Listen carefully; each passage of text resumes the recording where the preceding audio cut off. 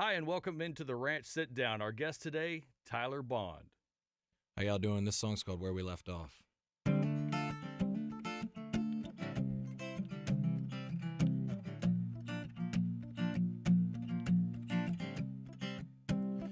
Time's moving fast, we're all grown up. My good friend, he's got 2 sons. Can't believe they just turned 1.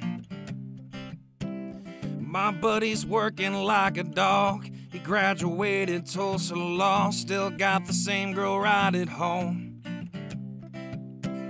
16 years old, 10 years ago. We stay up late and roll that smoke. Make sure the parents didn't know. But they know. They know.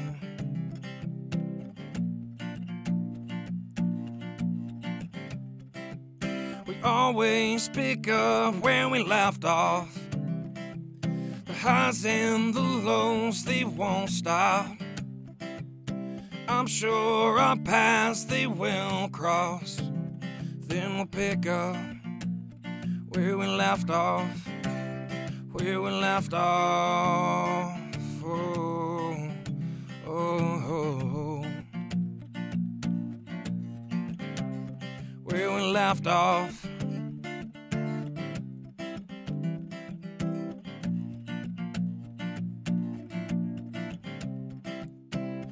Now as for me, I'm chasing down a dream. I hope it all works out so one day they'll get to see. I'm missing out on the good times and the bad. To tell your friends you love them more. Like I wish I had, I wish I had. I wish I had.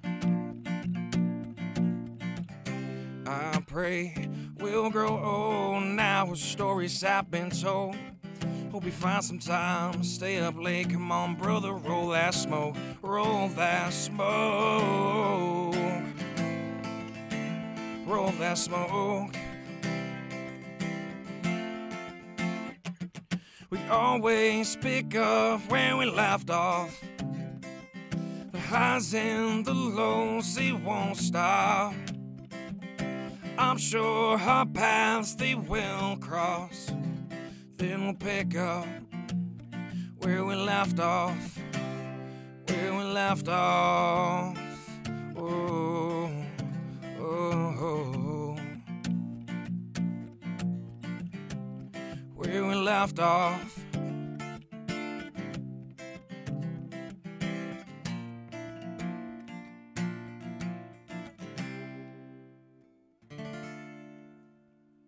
Well done, sir. Thank you. Tyler Bond hanging out with us here on the Ranch Sit Down.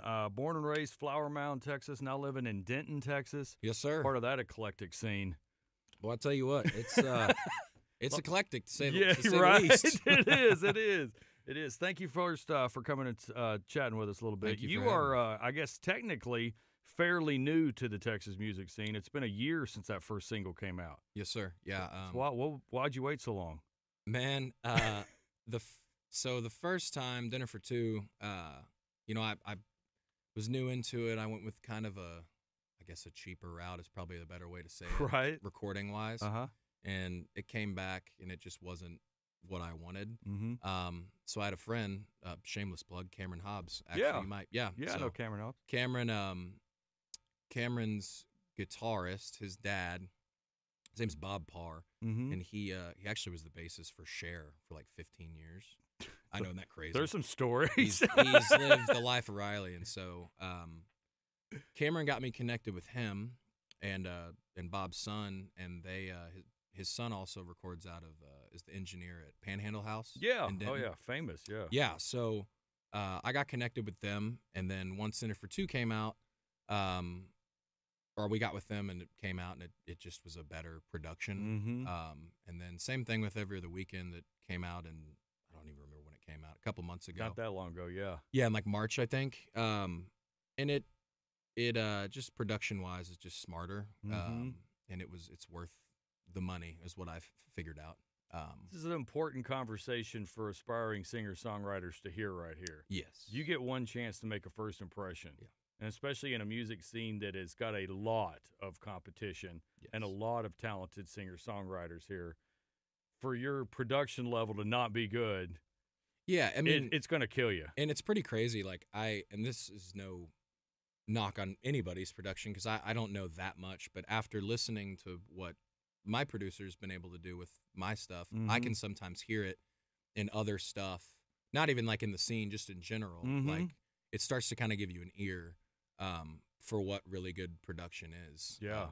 And you know, it goes a long way. Like you said, first impressions a big thing. Yeah, So, I mean, you're putting yourself out there for people. Yes. You want the best interpretation of yourself for sure. yes, sir. You have one of the most interesting lines I've ever seen in a bio before, where it says he plays a mix of country and rock with influences from Zach Bryan, Luke Combs, Aaron Lewis, and Prince. Yeah. That's wild. Yeah, man. You couldn't pick anybody good? What's the deal?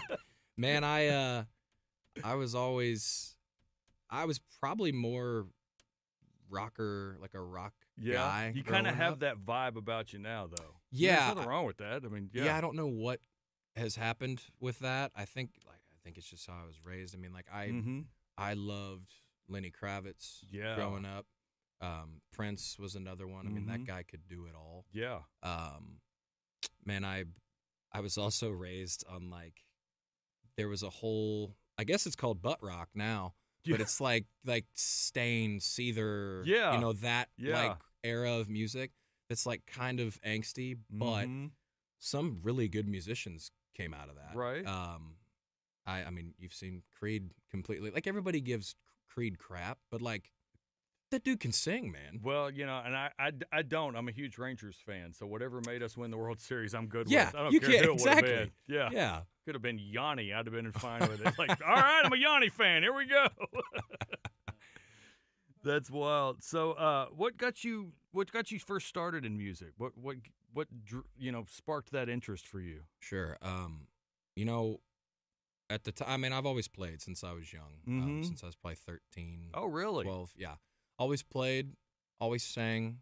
I just never did anything about it, like, actually. I tried a little bit in high school, and long story short, I was with this girl for 6 years. She broke my heart. It's always a girl. Blah, blah, isn't blah. it? Yeah. It's always a girl. And she didn't love the music thing. She didn't ever want me really to do it because of potential, I guess, attention that it would bring. Right, yeah. Which, like, whatever, and we were young, so I get it. So a couple years ago, we broke up, and I had a really good friend, Ryan Baker. He was like, hey, man, why don't you, like, just play a show? Just see what happens. And so I found a brewery, just kind of through a friend of a friend of a friend. They got me the gig. And it was Armadillo Ale Works, I think is what it was called. Okay. And we put it out online, and we ended up having like probably like 250, 300 people show up. Played 90-minute set, and I was like, man, that was the coolest thing I've ever done. And you were hooked after Hooked. that. I got a residency the next day at a bar next down the street, which at the time I didn't realize that was like not common. Yeah. Like everybody gets a residency, right? Yeah, I had no clue, and so they DM'd me and they were like, "Hey, we would love for you to play here, however many times a month." And I was like, "Well, okay. I mean, it's extra money." At the time I was running a CrossFit gym, so I was like, "It's extra cash.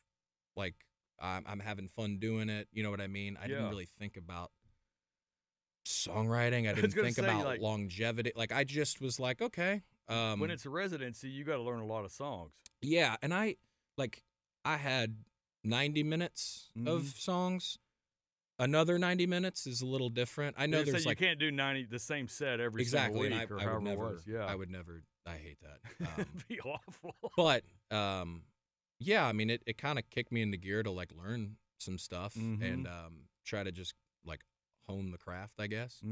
And so I ended up playing there, and then kind of through word of mouth, like I was down in Fort Worth one night at the Thirsty Armadillo. Yeah.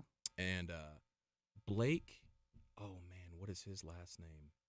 He's Blake, An artist? Yes, Burrow? yes. No, he's Native American, long hair. Dude, Bailey. oh my, Blaine Bailey. Blaine Bailey. Yeah, Dude, that guy's absolutely unreal. shreds. Yeah. And so he was up playing, him and another guy, and I asked Chris, who is the manager at Rhinestone Saloon, Mm-hmm. I said, hey, I was like, how would I go about playing here? Just because we were down there. And he was like, well, why don't you go up during their set or like during their break? And I was like, okay. Do I need to ask? Yeah, I was like, so he asks him, and this dude gives me his guitar, and I hopped up there, played 3-4 songs, and they got a good reaction, and he booked me like 5 dates right there. Holy cow. You know this doesn't happen, right? Yeah, it was a weird thing. This whole story is completely unusual. So I have been blessed and very lucky. Yeah. In like the industry department, whether it be like I said, production or just being connected with good people. And I've got a great support system as well. So I think it's just kind of a perfect storm that everybody's just been sweet for some weird reason. That is absolutely crazy. I mean, we were talking in the lobby before, and I don't know how we got on the subject of like artists that were busking. And some of these guys and gals do this for 20 years before they get a chance like that. Yeah, and it's unfortunate. You just come strolling in all smart ass and get this like little gig. And No, I'm super That's awesome, lucky. Man. Super lucky. That is really, really cool. So what kind of artists are you listening to now? Who are some of your favorites to listen to now? You know, I really liked Dylan Gossett. I still do like Dylan Gossett. Yeah. He's got like a Zach Bryany, but like I don't know. It's hard to explain, yeah, isn't it? Yeah. Like Cole, I know it's like overplayed, I think, at this point, but it's like a huge song, right? Cole is such a well-written song. Lyrically, like Cole, like it's just beautiful. It is. I love him. This is kind of weird. I was a big Ed Sheeran fan growing up. Were you really? Yeah, and I think he's just like a generational talent. I've seen him live, and it's the most unbelievable thing. Trying to think, Zach Top. Yeah. I've been on a real Zach Top kick lately. I love that guy. Blowing up. He's man. unbelievable. Yeah. Like he's like Keith Whitley. Like it's like reincarnated. It's unbelievable. Yeah. He's amazing. I'm trying to think of some other guys. You know, I try to listen to I love listening to my buddy, his name's Mitchell Ferguson. Yeah. Mitchell stuff, yeah. So I met Mitchell and his wife Karina, who's also an artist. She's great. And we went to the Verde Vacay with Joey Green. Yeah. And so I got connected with them. You survived. Boy. Holy cow, that's where the story is right here. Let me tell you, bro. Hang on, rewind this interview. I know. You lived. I was worried about I was concerned for myself because I was like, I don't drink that much. And you know. But it's Mexico. So, right? So it's like, yeah. You don't want to offend them. 40 pina coladas later. Right. But Mitchell, I actually really, he's got like Stapleton's like an easy thing to say. Do you know the Tetsky brothers? Yeah. So he's kind of like a cross between those two. Mm-hmm. See that? He's got a song called Breathe that I think is a great song. Vices, I think, is Vices of Mine. It's another song that I listen to quite a bit. But like I was listening to Prince yesterday. I was. Were you really? Yeah. I was listening to working on your dance moves too. Dance like Prince on stage. Yeah, man. Then we're talking. No, my gosh, y'all don't want to see that. No, probably not. No, probably not. Yeah. So you had this song called Every Other Weekend, and that is a gut punch. Of a song. That's a hard song. It is. You know, so that song, long story short, I mean, it's a true story. Everything in the song happened. Mm-hmm.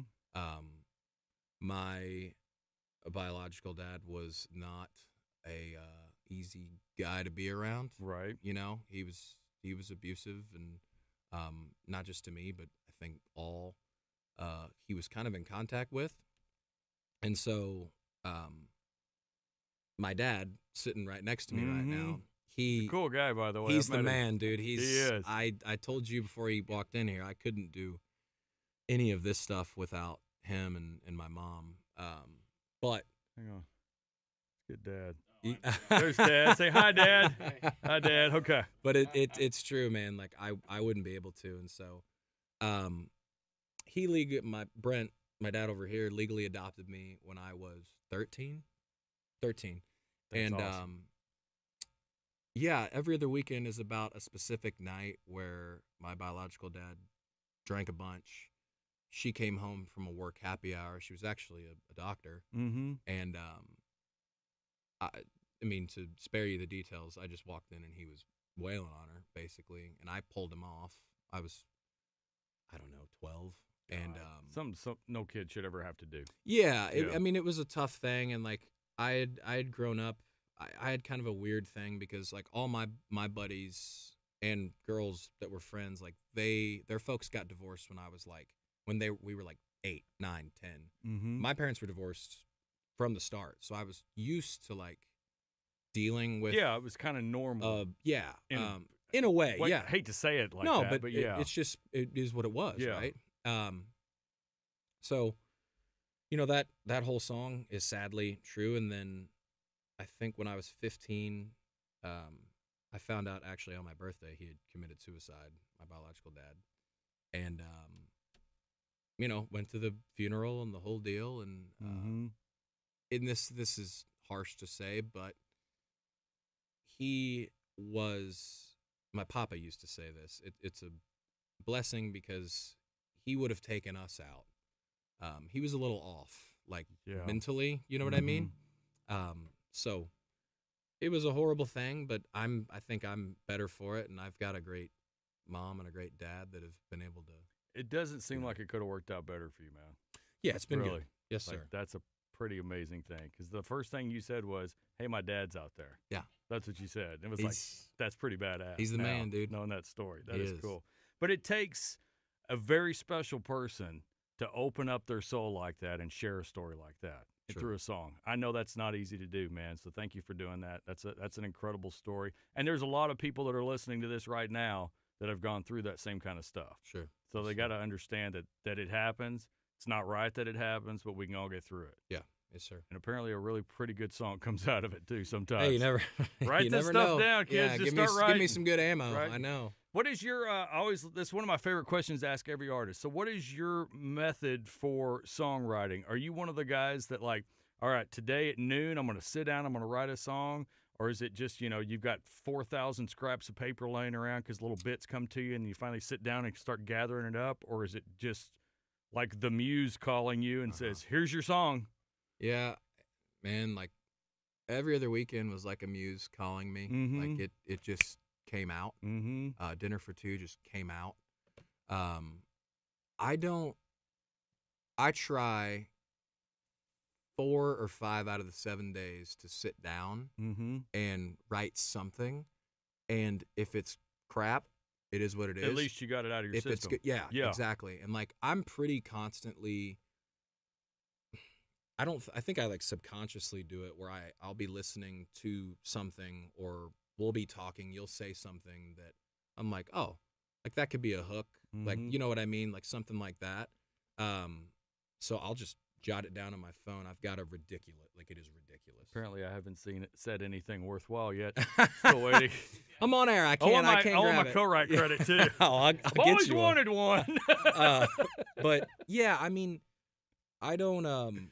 I also That's don't. interesting though. I think it's like sometimes if you just sit down to sit down, you might just be putting out something that's not worth saying. You know what I Mhm. mean? So Mm-hmm. I've definitely been trying to like write quality over quantity.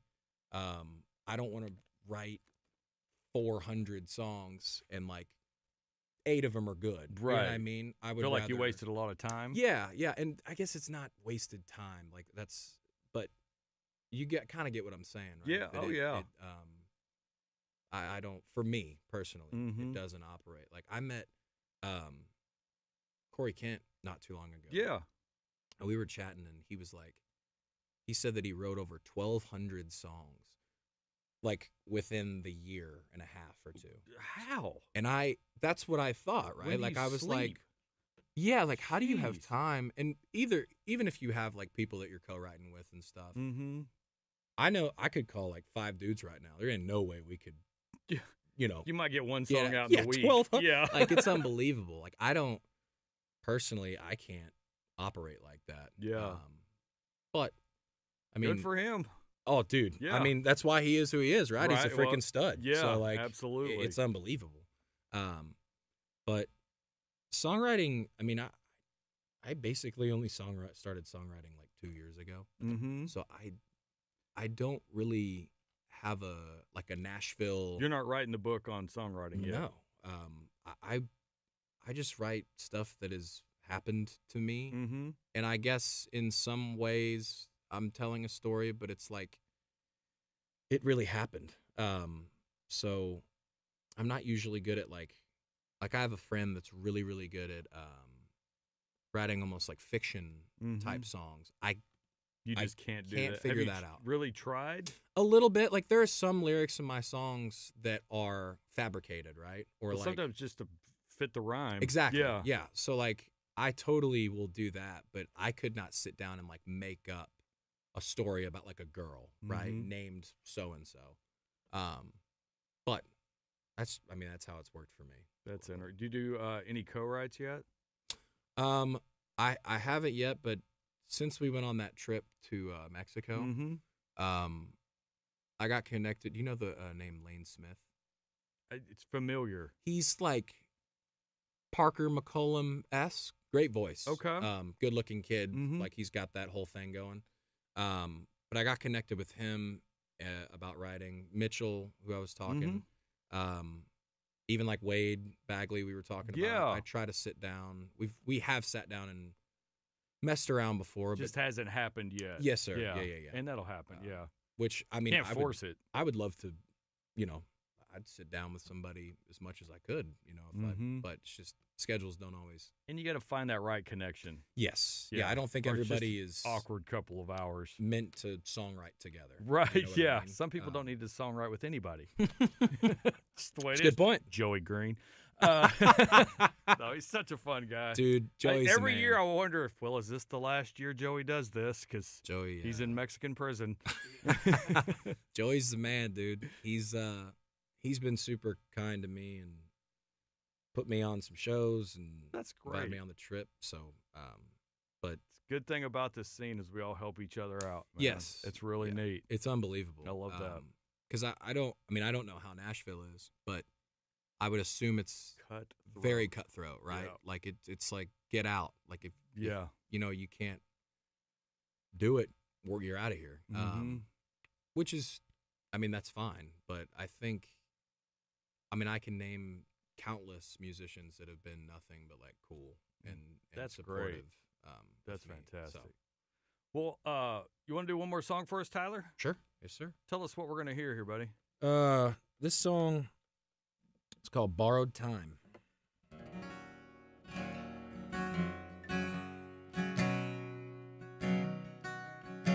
She drives me crazy, I make her mad. I remember that night she was dressed in black. She keeps saying she's leaving, holding onto her phone, trying to call him daddy, but no one's home. She drives me crazy, I drive her back. In a 94 Ford, it was painted black. We're screaming and shouting, cigarettes on the dash. Honey, how the hell do we make this last? Make this last.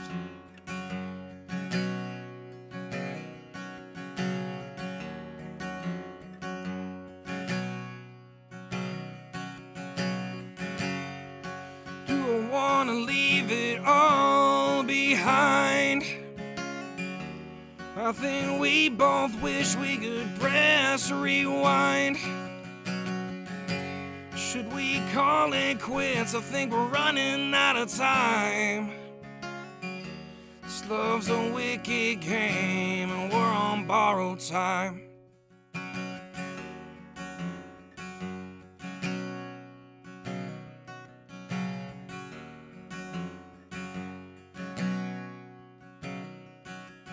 you remember how we were when we used to drink? But fights always happen near the bathroom sink. Keep saying you're leaving, but we both know you run back to mama, then come back home. Come back home.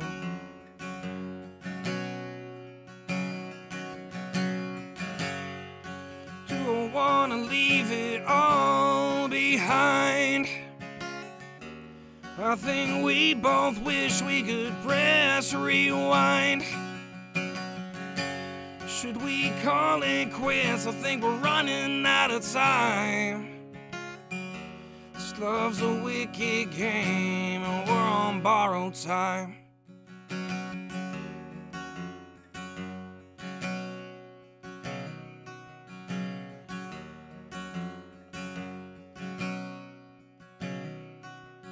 We've been fighting this fight for way too long.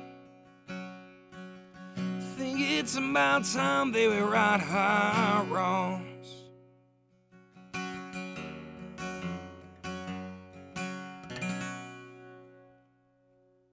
Fantastic, man. Thank you very much. Fantastic. Tyler Bond hanging out with us here on the Ranch Sit Down. So when you're riding around and you get out at the gas station, start pumping gas, and people realize you're in a band, they come up and go, "Hey, you're in a band. What kind of music do you play?" What's that answer for you? Country rock.